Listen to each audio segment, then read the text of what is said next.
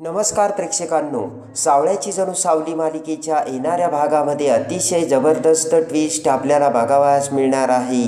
आणि त्यामध्ये आता मेंदळ्यांच्या घरी येत असताना सावलीचा कसा अपघात होतो आणि सावलीचा अपघात झाल्यानंतर इकडे कॉम्पिटिशनमध्ये ताराचा मोठा पचका होऊन ताराला गाणी गाता येत नसल्यामुळे आता तारा ही कशी कॉम्पिटिशनमध्ये येऊन आऊट होते आणि भैरवीला खऱ्या अर्थाने कशी सावलीची किंमत समजते हे या व्हिडिओमध्ये आपल्याला बघावयास मिळणार आहे.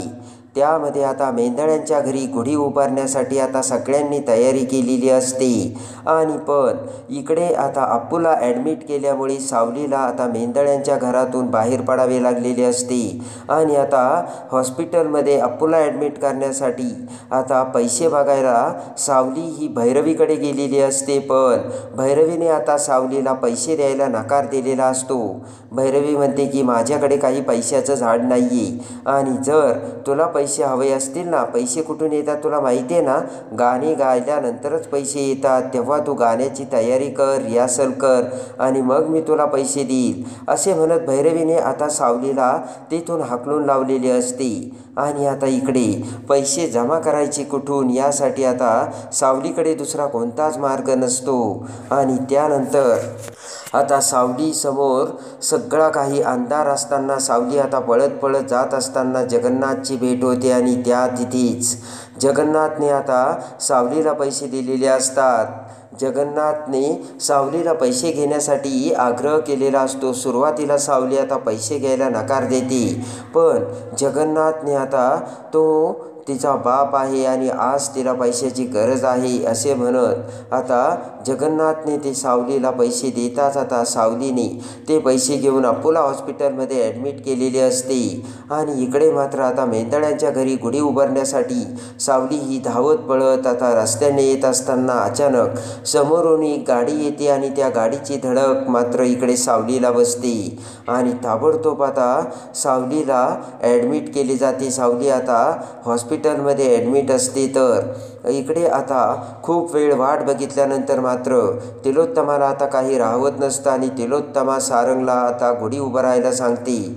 आणि ताबडतोब आता सावली येत नाही हे कळताच आता सारंग हा गुढी उभारण्यासाठी आता गुढी आपल्या हातात घेतो. पण त्या क्षणी अस्मी पुढे म्हणते की सारंग मी तुला काही मदत करू का. आणि पटकन अस्मी आता सारंगच्या खांद्यावर हात ठेवते आणि त्या क्षणी सारंग पाठीमागे बघतो, पण सारंगच्या हातातील गुढी अस्मीने हात लावता क्षणी खाली पडलेली असते आणि खरोखर मोठा अपशकुन झालेला असतो. आणि हे काय होऊन बसलं याचा आता तिलोत्तमा विचार करते. आणि आता मेंदळ्यांच्या घरी आता उभारण्यासाठी सारंगने धरलेली गुढी खाली पडताच हा मोठा अपशकुन आहे आणि अस्मी ही सारंगच्या लायकीची नसल्याचे सगळ्यांच्या समोर आलेले असते. इकडे आता सारंग सगळेजण विचार करू लागतात सावली कुठे गेली असेल, सावली कुठे गेली असेल. आणि त्याच वेळेस आता इकडे सावलीला हॉस्पिटलमध्ये ॲडमिट केलेली असते. आणि आता सावलीला हॉस्पिटलमध्ये ॲडमिट केल्यानंतर मात्र इकडे आता सावली ही हॉस्पिटलमध्ये ॲडमिट असून सावलीचा अपघात झाल्याचे सारंगला समजताच आता सारंग हा हॉस्पिटलमध्ये येतो. आणि आता तिथे सावलीवरती उपचार चालू असतात. इकडे आता कॉम्पिटिशन असल्यामुळे भैरवीने आता ताराला पुन्हा कॉम्पिटिशनमध्ये दुसऱ्या राऊंडमध्ये आणलेले असते. पण आता सावलीचा फोन काही लागत नसल्यामुळे इकडे भैरवी अस्वस्थ असते. आणि आता इकडे ताराने सगळी काही कॉम्पिटिशनची तयारी केलेली असते. जगन्नाथ सगळेजण आता जज तिथे आलेले असतात. पण मात्र आता सावलीचा फोन लागत नसल्यामुळे भैरवी वेडी झालेली असते आणि ही सावली अचानक कुठे गायब झाली आणि तिचा फोनही कसा लागत नाही. तारा आता काय करायचं असा प्रश्न आता भैरवीसमोर उभा राहिलेला असतो. आणि आता इकडे एका पाठोपाठ एक सगळे आता सिंगर आता गाणे म्हणतात आणि जगन्नाथ आता ते सगळे बघत असतो.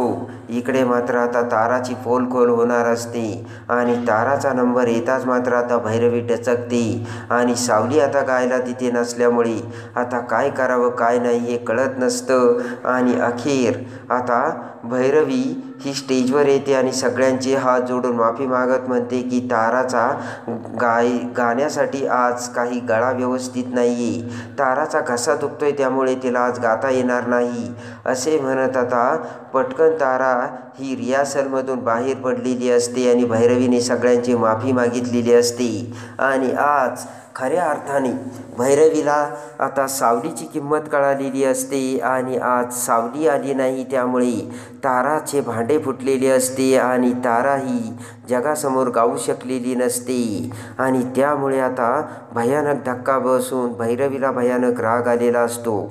आणि आता लगेच तारा ही कॉम्पिटिशनमधून आऊट झालेली असते आणि रागाने भैरवी आता सावलीला बघायला मेंदळ्यांच्या घरी येते. पण तिथेसुद्धा आता सावली तिथे आली नसल्याचे भैरवीला समजते. भैरवी विचार करते की आता ही पोरगी गेली तरी कुठे आणि अखेर आता सावलीचा अपघात झाल्याचे भैरवीला समजून भैरवी ताबडतोब आता हॉस्पिटलमध्ये येते आणि सावलीची ती परिस्थिती बघता आता भैरवीला सत्याचा उलगडा झालेला असतो. भैरवीला काहीच बोलता येत नसतं आणि आपण सावलीला पैसे दिले नाही आणि सावली घरी येत असताना तिचा अपघात झाला हे भैरवीला समजते. आणि आज जर आपण पैसे दिले असते तर हे झालं नसतं हे भैरवीला समजून भैरवीला धक्का बसलेला असतो आणि आता भैरवीला खऱ्या अर्थाने सावलीची किंमत समजलेली असते. आणि आता इकडे मेंदळ्यांच्या घरी अस्मीने सारंगला हात लावता सारंगच्या हातून गुढी खाली पडून मोठा अपशकुन झालेला असतो आणि खऱ्या अर्थाने आज सावलीची किंमत मेंदळ्यांना समजलेली असते. चंद्रकांत म्हणतो की बघितलं का तिलोत्तमा, सावली हीच या घरची सून आहे हे गुढीने दाखवून दिलंय. आणि तिलोत्तमाला सुद्धा काही बोलता येत नसतं आणि रागाने तिलोत्तमा आता पाय आपटत तेथून निघून गेलेली असते.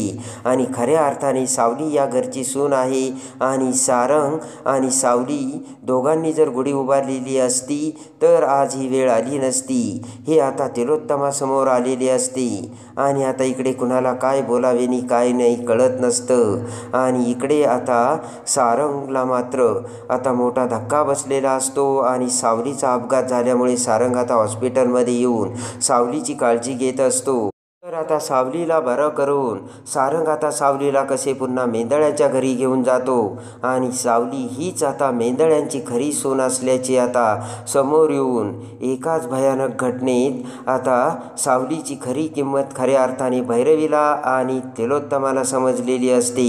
तर आता सारंग हा सावलीचा कसा स्वीकार करणार आणि आता ताराचे भांडे फुटून ताराच्या आवाजाचे सत्य आता सारंग समोर येऊन आता सावली ही ॲडमिट असल्यामुळे आता ताराला गाणे गाता आले नाही हे सत्य सगळ्यांसमोर कसे येते आणि सावली हीच खरी गानकोकिळा असल्याचे सारंग कसे समोर आणतो हे बघण्यासाठी आणि सावळ्याची जणू सावली मालिकेच्या डेली अपडेटसाठी बेल नोटिफिकेशनवर क्लिक करून आपल्या चॅनलला लाईक करा, सबस्क्राईब करा.